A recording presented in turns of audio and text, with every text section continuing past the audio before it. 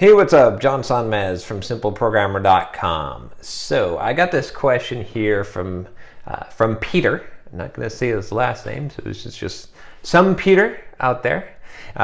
So Peter basically, I'll try to keep this as as private as possible because I know you want to remain anonymous. But anyway, Peter basically has this website about weather, essentially. And it's been free for a couple of years, he says, and he wants to start making some money off of it. He gets about like 300 to 500 visits a day, and he's got 5,000 users that he's tracked that have visited at least 10 times. So he considers that regular users. So basically, what he wants to do is he's thinking about charging $5 a month, but he saw a video that I did that said that you should never charge $5 for anything. So should he start with a higher rate per month, not trying to get rich off of it, just looking for a little extra cash on the side. So Peter, trying to think of the best advice I can give you on this. So I think this is good. I mean, if you're getting like 300 to 500 visits a day, assuming that people are finding what they want there, there's a potential to make some money off of this because you've got leads coming in. This is one of the hardest things with building an internet business, is where you're going to get your leads from, where you're going to get a consistent flow of customers, right? And so the question is, how many of those leads can you convert, right? So let's say that you got a 1% conversion rate. Let's say that 1% of the people that visit your site, you could sell them something. Then you'd be talking about getting 3 to 5 people a day. That's pretty dang good, right? If you're selling some kind of a monthly subscription service. So I would think that, you mentioned in your email that a lot of these people are probably property managers that are involved in snow removal or flooding disputes. So these are people who are making money off of the information that you're providing. And if they're coming back multiple times, if you get about 5,000 users that have visited at least 10 times, then there's some value there, right? And because they're making money, you can charge more money. And the reason why, let me just go back and say why don't charge $5 a month. Because if you charge $5 a month, right, with the cost the support that you're going to be doing for these people and the amount of effort that's going to be involved in maintaining this and keeping this service up, it's going to put you at a distinct disadvantage. It's not going to be passive income, right? It's going to be tough. You're going to be essentially doing a lot to make that $5. It's just not going to be. It's never going to be worth it. Their interest support email, and you're also going to be selling yourself short, because if people are making money off of you, then off of your service, then you can that's a good incentive to charge more money, right? You just don't want to do things for $5 a month unless you're doing it at a huge scale, something like a Facebook or Twitter or something like that.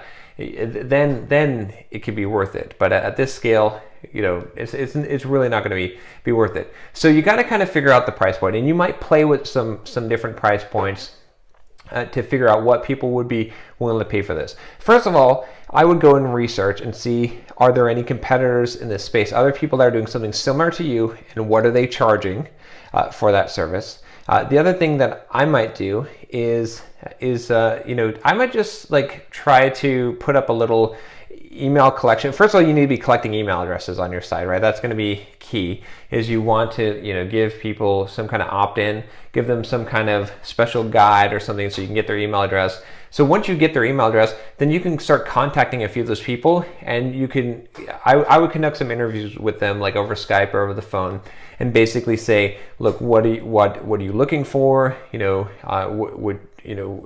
How can I provide that best? Figure out what you can do to expand the product a little bit more, and then figure out the pricing. Say, if I offered you this, what you wanted, which is obviously going to have to be more than your free, for $30 a month, would you pay $30 a month for this? And then ask them right there, say, okay, would you pre-buy it? Okay, will you PayPal me $30 right now and you'll be prepaid for 3 months? I'll give you a bonus 2 months on this service, right? To figure out if they would pay for it. And try with some kind of, you're going to feel your way around, but try with some high prices. See what the max you could charge is. Maybe you could charge $100 a month. Maybe you could offer a couple of different tiers of different levels of service, because for different people, that amount is going to be very different as far as what they're willing to pay. So, for example, when I was first starting out my business, just running my blog, and I didn't really have any income coming in, if someone was going to charge me $5 or $10 a month for something, they better be providing me serious value. Because even blog hosting for $10 a month, I'm like scratching my head, do I really need to spend this $10 a month? I'm not making any money from this thing, right? But now, my blog, my business brings in $10,000, $20,000 a month. $100 a month is nothing. I'm like, for $100 a month, a service that I use, I'm willing to pay that. There's services that I pay. There's, most expensive service I pay is $1,500 a month, right? I'm getting a lot of value for that, obviously. But anyway, so you got to kind of figure that out. And then, what I would say is that, then you can charge on a monthly basis, right? And you'll understand a little bit more of your customer by interviewing those customers. You got to be collecting leads on there. What I would really advise, right? You can kind of follow the model that I'm using with my blogging course, right? If you go to simpleprogrammer.com, you get a pop-up, that says, hey, would you like to create a blog to boost your career? And you sign up for that, and you basically go through the blogging course, and then at the end, I sell you my product. Like, if this blogging course has helped you, well, here's the thing that takes you to the next level. And it's an educational material that's being given away for free that eventually leads to, hopefully, a sale, because now you trust me, because now I've provided you some free value. Not a scam, not any kind of, sneaky thing, but you could do something like that where you're offering something to someone, some education, some kind of helpful 5-day class or something, where you send 5 emails, and then at the end you pitch them on your product, and you get them to sign up for whatever it is, $30 a month, $50 a month. I don't know what people would be willing to pay for it.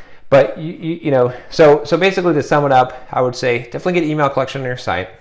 And then start contacting those customers and get them to prepay if you can, but interview them really well and figure out what they want, especially someone who's visited multiple times if you can.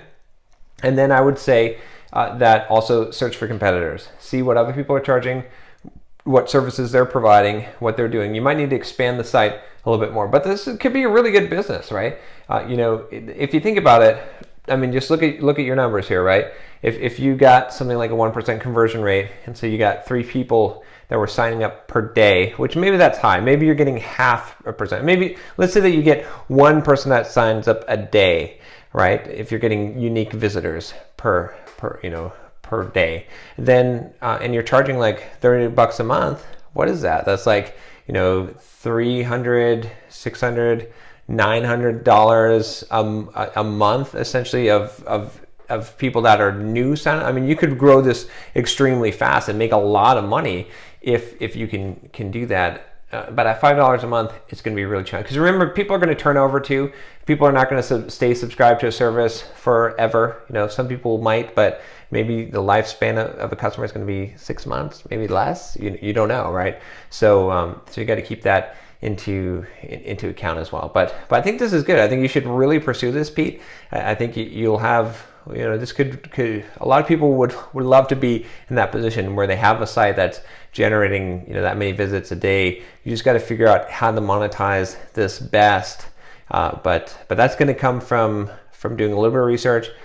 Interviewing customers is going to be the best way, getting people to commit ahead of time. And you might test different prices and see what happens. But I would do this by hand to start, right? Get your first 10 customers by you emailing them, calling them on the phone, talking to them directly, and getting them to sign up. If you can do that, then you'll understand how to create a sales page and what kind of things that they're looking for, and how to price your product, and how to automate that sales. But you got to start off by doing things that don't scale. So anyway, hopefully that advice helps you or helps anyone else that might have a similar tool out there or something that they're getting some visits and they want to convert this into revenue. You got to do this a smart way. And like I said, start off by doing things that don't scale, figure it all out, And yeah, let me know how this goes. I just definitely want to see, you know, what you come up with. But and maybe I can do a follow-up video, and maybe heck, we could do an interview or something, you know, if you want to. But I know you want to remain anonymous, so we could put like a dark thing, like a bag over your head, and change your voice. And anyway, hope you like the video. Subscribe if you haven't. Take care.